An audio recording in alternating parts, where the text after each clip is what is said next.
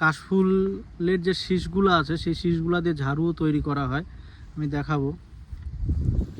এই যে ঝাড়ু কত সুন্দর, এই শীষ দিয়ে ঝাড়ু তৈরি হয়। এগুলি এই শীষ দিয়ে ঝাড়ু তৈরি করছে, শীষগুলা বাঁধছে।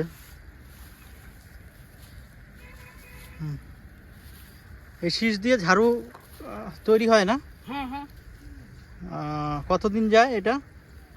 ভালো করে বান্ধিয়ে পারলে তো যাবে রে বাবু, আর ভালো করে না পারে বান্ধিবা। এদিকে একটু তাকাও তাকাও তাকাও। হ্যাঁ, কি বললা? ভালো করে বান্ধিবা লাগে। আচ্ছা, বান্ধে এনে তারপর ঝাড়ু তো করবা লাগে।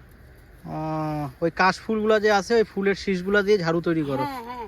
আর ঠোঙ্গার মতন হুম কিবা কিবা দিয়ে এনে হুম। অবস্থা ঝাড়ু, কি সুন্দর ঝাড়ু হয়। ওনার কথাটা হয়তো আপনারা বুঝতে পারছেন, উনি বলতে যাচ্ছে যে কাশফুলের যে শীষটা আছে আছে সেই শীষটা দিয়ে ঝাড়ু তৈরি হয়।